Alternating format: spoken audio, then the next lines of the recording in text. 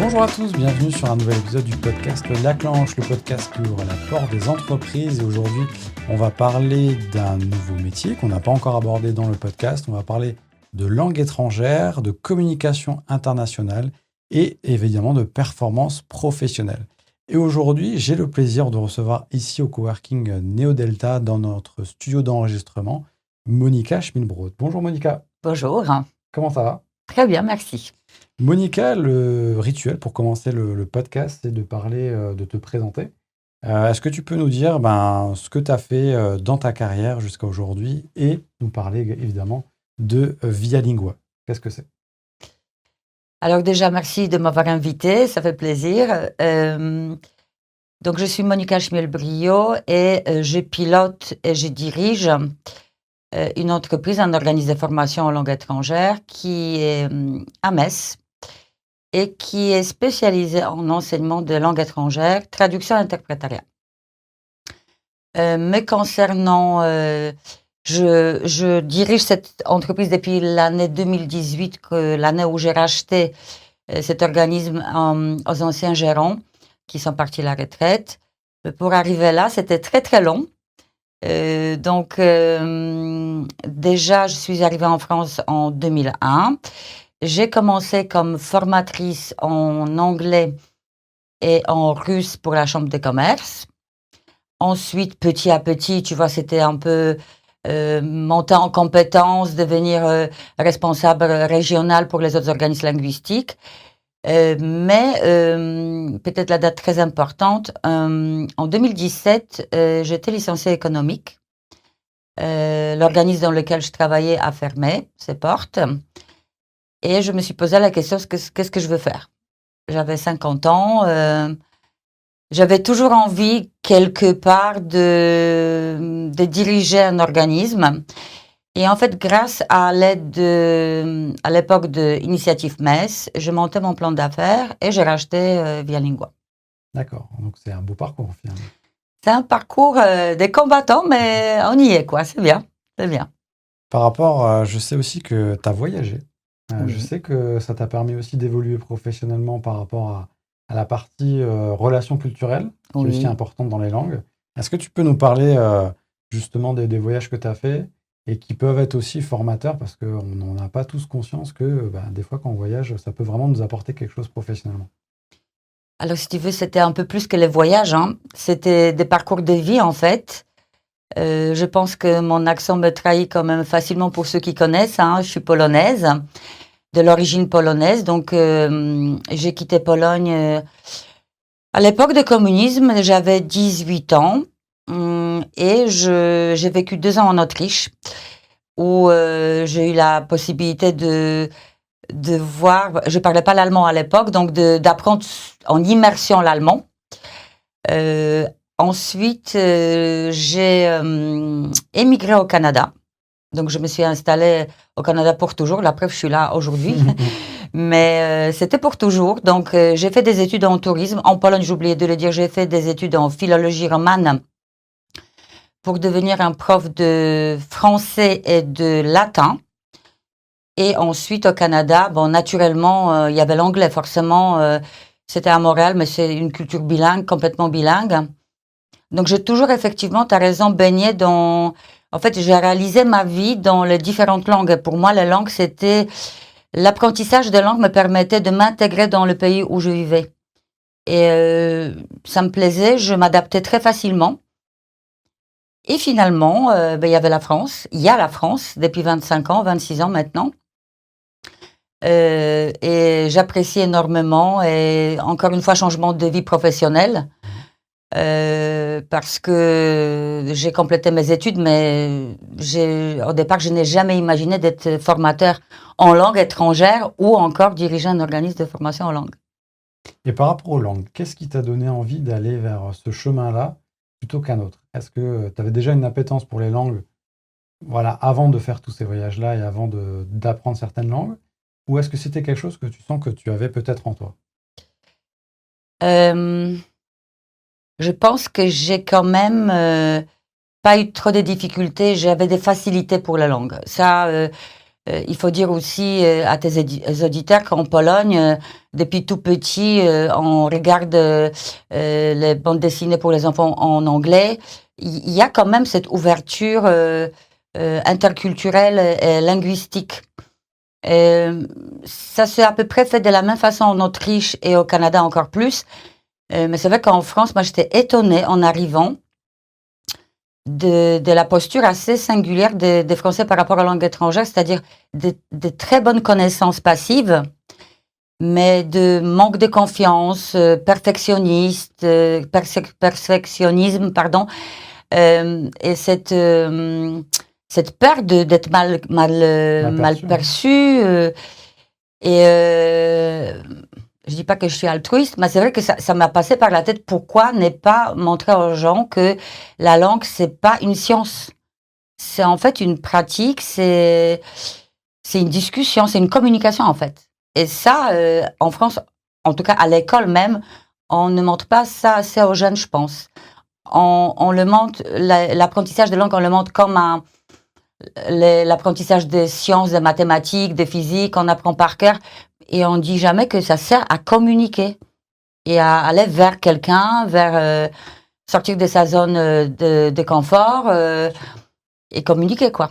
Et tu penses que c'est culturel par rapport à la France ou tu penses que c'est par rapport à une posture où on est moins à l'aise, tout simplement en langue? Ça change, Thomas, ça change énormément. Moi, je vois parce que depuis 26 ans, les jeunes générations qui jouent beaucoup, sont entourés par quand ils jouent, il y a des Polonais, les Russes, les Anglais. Donc tu vois qu'il y a plus de cette appréhension. Ils savent s'ils veulent gagner dans le jeu vidéo, il faut qu'ils communiquent avec l'équipe qui est internationale. Donc ça change. Mais je pense qu'à la base c'est culturel. Ça vient du fait que les Français sont dans l'analyse interculturelle très portés vers d'être parfait. Et en fait, ce qu'ils font énormément au niveau des langues étrangères, ils traduisent tous du français vers l'anglais et ça peut pas marcher. Et ça, c'est ce qu'on essaye de faire chez Vialingua, effectivement, c'est de montrer que essayez de communiquer, essayez de imiter ce que vous entendez, et imiter des expressions et lâchez-vous, lâchez la prise, essayez de vous mettre en confiance. Bien sûr qu'il y a des outils, on est là pour les aider, mais je pense que c'est culturel. Oui. D'accord. Et par rapport à Vialingua, justement, quel type de client t'accompagne aujourd'hui et sur quel type de formation notamment? Alors, on a 3 types, on va dire, des clients chez Vialingua. Premièrement, ce sont des particuliers. Ça représente peut-être 10% de notre chiffre d'affaires, mais on essaie de le mettre en groupe de conversation. On a des cours de conversation chez nous où on privilégie vraiment un échange informel. Et dans ce cas-là, souvent, ce sont aussi des gens qui mobilisent le CPF pour les formations. Deuxième type de clientèle qui est très important pour nous, c'est les entreprises. Tout confondu, donc 90% de notre chiffre d'affaires. Et on travaille avec des grandes structures, avec PME. Au niveau des profils des entreprises, on a des centres de recherche, on a l'industrie lourde, on a la métallurgie. Je pourrais peut-être encore citer quelques-uns. Mais troisième grande ligne de dans notre catalogue, c'est des formations ferroviaires. On a un agrément du ministère des Transports allemand pour pouvoir délivrer des certificats ferroviaires linguistiques. Et ça nous permet de travailler vraiment sur la langue très technique et qui est la gage de sécurité au niveau des conduites de train. Et ça, c'est quelque chose dont on est très fiers. Par rapport à ça, qu'est-ce qu'ils viennent chercher en termes de résultats? Est-ce que c'est mesurable? Alors oui, tu vas me dire, il y a des certifications, des diplômes, mais dans le milieu professionnel, c'est quoi? C'est de les monter en compétences et Être opérationnel. être opérationnel. Aujourd'hui, si tu veux, c'est pour ça que j'utilise pas le nom école des langues. Pour moi, c'est plus organise des formations. Pourquoi? Parce que on mesure quelle compétence professionnelle est visée. Je te donne un exemple. Si c'est un responsable de production d'un grand site industriel qui travaille tout le temps sous tension, qui a un emploi de temps très chargé et qui doit quand même participer aux réunions avec le groupe, donc avec des Italiens, Espagnols, etc., et qui doit parler de son projet professionnel. On va mesurer qu'il doit être capable, après la formation, de ne plus prendre la parole, de ne pas penser qu'il a peur de parler et de pouvoir présenter parce qu'il connaît ses projets professionnels. Mais il faut qu'il s'exprime en anglais, en l'occurrence dans une autre langue. Donc, on mesure en fait la formation va être orientée vers tout type de situations que cette personne rencontre quotidiennement professionnellement. Et les exemples sont nombreux, hein. Ça peut être ressources humaines, ça peut être logistique, beaucoup aussi, travail avec des fournisseurs, négociation des prix. Et on part d'un certain niveau linguistique, on se donne un objectif et on se donne aussi des délais, hein, c'est-à-dire dans quel délai on va les atteindre. Et qu'est-ce qui a évolué dans l'apprentissage? Est-ce que, par exemple, toi, quand tu as évolué dans différents pays et par rapport à l'apprentissage d'une langue, est-ce que les objectifs, et forcément ça doit être le cas, entre il y a 10, 20 ans et aujourd'hui, est-ce qu'on a toujours les mêmes objectifs en entreprise par rapport à l'apprentissage d'une langue? Ou est-ce que c'est adapté aussi par rapport à tout ce qu'on a vécu, notamment dernièrement, tout ce qui va être le confinement, etc. Je pense qu'aujourd'hui c'est un peu plus complexe parce que on va peut-être y arriver certainement avec la question sur intelligence artificielle, mais il y a certaines tâches professionnelles qui sont plus facilement réalisables en autonomie. Aujourd'hui, quand tu écris un mail, il faut être honnête, il y a tellement d'outils de correction, on peut le faire même sans réellement parler en anglais. Hein. C'est pas. D'ailleurs, on a beaucoup de collaborateurs en formation qui disent je parle pas anglais. Par contre, au niveau des écrits, il y a aucun souci. Hein. C'est assez typique. Par contre, quand tu montes au niveau de tes tâches professionnelles et il faut que tu défends un projet, il faut que tu négocies. La formation aujourd'hui, c'est les outils linguistiques, c'est la grammaire, bien sûr, c'est le vocabulaire, mais c'est surtout la confiance. Et c'est pour ça qu'aujourd'hui, ce que je remarque, c'est que nos formateurs et notre équipe doivent énormément travailler sur le contexte de bienveillance. De leur dire, on est derrière toi, pense à moi, t'es capable, et on fait simulation. On fait de plus en plus, je pense, c'était toujours notre pédagogie, des jeux de rôle, pour qu'ils soient un peu comme dans le théâtre, en fait. Quand tu répètes ton rôle à un moment donné, ou quand la pratique, c'est important, et la pratique, c'est le deuxième élément, parce que, je donne toujours le même exemple, tu veux faire un marathon, et tu vas regarder tout le temps des vidéos sur les gens qui courent. C'est bien, mais ton corps, il est pas à l'épreuve, hein. Donc en fait, oui, c'est l'entraînement qui gage le fait qu'on va être opérationnel et sûr de soi. C'est une métaphore qui est vraiment pour le coup parlante. Ouais, c'est ça. Est-ce que la relation humaine, elle est aussi importante? Dans le sens où, aujourd'hui, ces dernières années, il y a des applications, il y a eu Duolingo, Babel, etc. Mais c'est pas la même chose qu'avoir un formateur en face pour prendre confiance.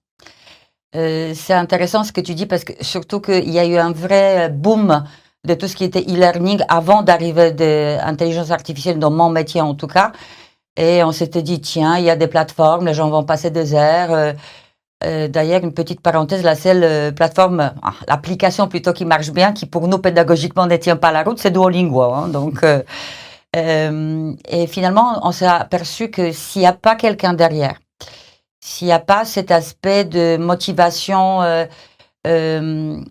d'accompagnement, il y a très peu de notre population, très peu, je dirais peut-être 2%, qui sont capables de se autodiscipliner et aller tous les jours sur son ordinateur et apprendre des leçons. Et encore, tu peux les apprendre, mais tu ne peux toujours pas parler avec l'ordinateur.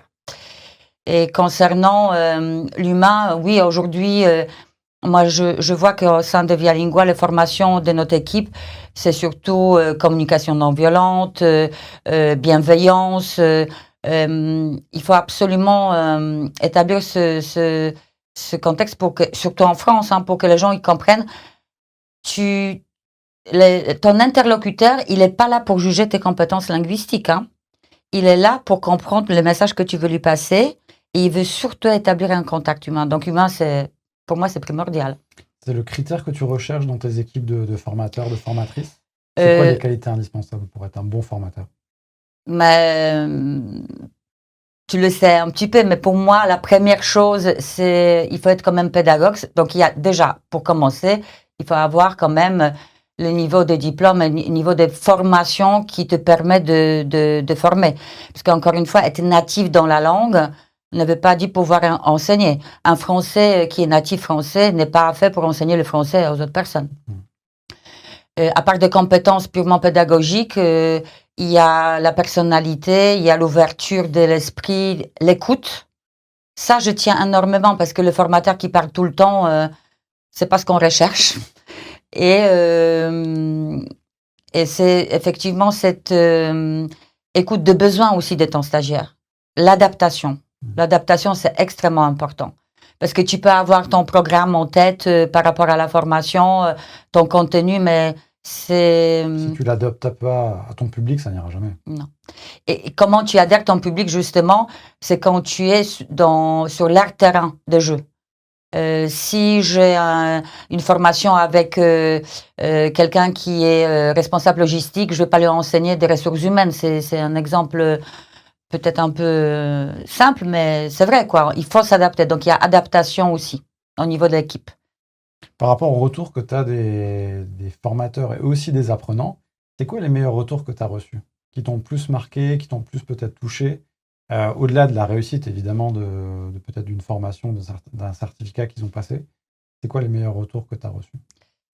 Alors écoute, le retour, ça fait pas longtemps que j'ai vécu une expérience assez touchante, en tant que formatrice d'ailleurs. J'étais mandatée pour intervenir au niveau de PAM Saint-Gobain à Pont-à-Mousson avec 3 intérimaires qui n'étaient pas français, qui parlaient français, mais qui n'écrivaient pas français et qui lisaient pas français. Et après la formation, de les voir pouvoir lire des choses très simples en français, voir la satisfaction, voir l'engagement de ces gens-là qui avaient une 50aine d'années, qui étaient postés, qui étaient au fourneau, qui avaient des familles nombreuses, qui avaient plein de soucis quotidiens, la reconnaissance qu'ils ont eue, les gâteaux qu'ils m'ont amenés à la fin de formation, je pense que c'est là où tu te rends compte que tu es utile dans la société. Et c'est vrai que tu te rends compte que la langue, il n'y a pas que l'anglais, parce qu'on parle principalement de l'anglais. Mais tu te rends compte à quel point le blocage linguistique peut gâcher l'intégration et la joie de vivre, en fait. Donc, oui, c'était un exemple qui m'a vraiment touchée récemment. Par rapport à ça aussi et par rapport à la suite, comment tu vois, on en a parlé un tout petit peu avant, avec l'arrivée de l'IA, est-ce que ça bouleverse le champ final des organismes de formation? Ou est-ce que justement, c'est peut-être aussi une opportunité de se réinventer, se réorganiser? Comment tu vois la chose? Moi, je vois ça plutôt comme, encore une fois, dans toute notre vie, il faut s'adapter. Il y a tellement de changements. Quand les ordinateurs sont arrivés, il y avait aussi une partie des sociétés qui disaient que voilà, c'est la fin du monde. Aujourd'hui, voilà. Pareil. Donc, non, je trouve que ça nous fait réfléchir sur notre mode de fonctionnement. Encore une fois, on va s'adapter. Je vois plutôt ça comme une motivation vers révision de notre offre. Et d'ailleurs, on a déjà intégré IA, donc on sait pertinemment que on peut en tirer pas mal de profit. En soi, le fait que nos stagiaires ou nos clients utilisent IA quotidiennement, mais au niveau des langues étrangères, c'est pas dérangeant, parce qu'il reste toujours cet aspect de communication humaine. Donc, je dirais que l'avenir, c'est certainement les outils qu'on va utiliser de plus en plus et qui vont se perfectionner surtout de plus en plus, mais qu'il y aura toujours ce besoin, en tout cas je l'espère, de l'humain qui encore une fois va nous aider avec nos émotions, va nous aider avec la communication émotionnelle, ou qui est important au niveau de toutes les situations professionnelles. J'ai du mal à imaginer une négociation de haut niveau avec des des écouteurs dans les oreilles. Il y a ça se fait bien sûr, mais pas si on veut établir réellement Ça sera jamais pareil. une relation. Il y a un regard, il y a ta propre voix, il y a ton accent, il y a plein de choses qui font que notre vie, elle est belle. On voit tous les aspects des différentes cultures et les langues nous permettent effectivement de nous ouvrir vers les autres cultures. Par rapport à Via Lingua et l'avancement aussi de tout ça, de ton organisme, être à la tête de cet organisme-là, de prendre des décisions. Je sais que le sport, c'est important pour toi. On en a déjà parlé. Est-ce que c'est aussi quelque chose en plus que tu sens qui te permet justement de te dépasser, de faire avancer l'entreprise? Oui, bien sûr. Bien sûr, parce que je pense que quand on est dans notre quotidien, il est des fois très difficile. Il y a beaucoup de choses qui se passent dans la journée. On est sous stress. On essaie bien sûr de bien gérer tout ça, mais c'est pas toujours possible et facile. Et effectivement, le moment quand tu fais toi-même, quand tu fais le sport, c'est là où tu peux réfléchir. Des bonnes idées te viennent à l'esprit. Tu prends vraiment le temps inconsciemment de trouver des bonnes solutions. Et ça, c'est vraiment très bien. Et d'ailleurs, souvent, je raconte la même anecdote. Des fois, quand je cours et je me dis, j'en peux plus, et je me dis, écoute, si tu finis cette course-là, tu vas voir les clients, on va les signer. Et souvent, c'était le cas. Hein, donc, c'est assez marrant, mais c'est comme ça. Et puis, tu as mené aussi l'équipe à faire des courses aussi. Oui. Tu sens que ça soude aussi une équipe? Énormément. Même si on a un peu du mal au sein de notre petite équipe de faire promouvoir le sport, il y a certains qui adhèrent, mais il ne reste que la marche, comme la Messine par exemple. Hein, le champ très simple, les choses très simples nous permettent d'être ensemble et de passer de très bons moments. Donc oui, je pense que c'est très important. Parfait. Merci beaucoup Monica pour cette première partie. Oui, je te remercie aussi. On a beaucoup échangé sur la partie langue étrangère, qui au final est quand même très important, hein, puisque ça nous entoure. On va passer à notre rituel qui est le quiz de rapidité. Ah. Donc ça va bien se passer. Ok. Tu as 2 choix de réponse, il y a 5 questions, et tu as le droit donc à une seule réponse évidemment, mais il y a un joker que tu peux utiliser à tout moment. Ok, allez. Ok, c'est parti. Apprentissage théorique ou pratique? Pratique. Communication, grammaire parfaite ou fluidité? Fluidité. Dans ton métier, le plus important, méthode ou motivation? Là, je dirais les deux. Ce qui fait la différence aujourd'hui, niveau linguistique ou compréhension culturelle? T'as des questions difficiles. Hein, Ça bute, hein. Culturelles peut-être quand même. Et sur le long terme, les langues seront toujours apprises par l'humain ou traduites par l'IA? On a notamment les lunettes maintenant connectées, on va bientôt pouvoir voir. Là, pour cette question, je peux te dire que les deux. Que les deux? Ouais. Il n'y a pas une seule réponse à cette question, c'est pas possible. De toute façon, on en avait déjà un peu répondu tout à l'heure. Et si tu devais Et si tu devais résumer ton approche de l'apprentissage des langues par rapport à Via Lingua, ça serait quoi? En 1 ou 2 phrases. Apprendre avec les émotions. Pourquoi les émotions? Parce que c'est important d'être confiant, c'est important d'être dans les cadres bienveillants et travailler un petit peu aussi, sortir de sa zone de confort et voir qu'on peut penser et communiquer différemment. Parfait. Merci Monica pour l'échange. Merci à toi. Ça t'a plu. Je crois que c'était une première en plus. Ouais, c'était vraiment très bien. Je te remercie aussi de m'avoir invité, ça fait vraiment plaisir. Écoute, c'est passé très vite. Merci en tout cas de nous avoir fait confiance pour cet épisode et de parler ouvertement de ton parcours et aussi des langues étrangères. C'était super intéressant et de l'approche linguistique. La dernière question, le rituel, pour toi, c'est quoi une cloche? Alors, une cloche, sache que je suis quand même en Lorraine depuis 26 ans, donc pour moi, c'est une poignée de porte. Hein. Ouais. Je voyais même pas d'où vient ta question, pourquoi ça s'appelle autrement, la cloche aussi Non, c'est exactement ça, mais tu vois, en fonction d'où on vient en France, on n'a pas la même définition de la cloche. Et puis, tu vois, il y a des gens qui peuvent se dire, c'est une ouverture sur autre chose. Pour moi, oui, si effectivement, peut-être que c'est la cloche de la porte et tu ouvres de différents univers, c'est très intéressant, donc je pense que c'est bien choisi. Parfait. Écoute, merci beaucoup. Merci à tous ceux qui nous ont écoutés ou regardé l'épisode aussi sur les plateformes notamment sur YouTube. N'hésitez pas à vous abonner et à commenter, notamment pour continuer à soutenir le podcast. Monica, si on veut prendre contact avec toi, notamment pour se former en langue, tout simplement, avec Vialingua, comment on fait? On peut te retrouver sur Internet, sur les réseaux sociaux? Alors, on est bien sûr sur Internet en tapant Vialingua Metz, on nous trouve très facilement. On est sur LinkedIn, on est sur Facebook, on est sur tous les réseaux. Et n'hésitez pas de nous contacter sur www.vialingua.fr. Parfait. Et en plus, on sait, et je le sais, parce que j'ai suivi en plus une formation, donc je suis bien placé pour le dire, qu'il y a une équipe qui est très gentille. Ok, super. On est très contents alors. Merci beaucoup, Monica. Merci. À bientôt pour un prochain épisode.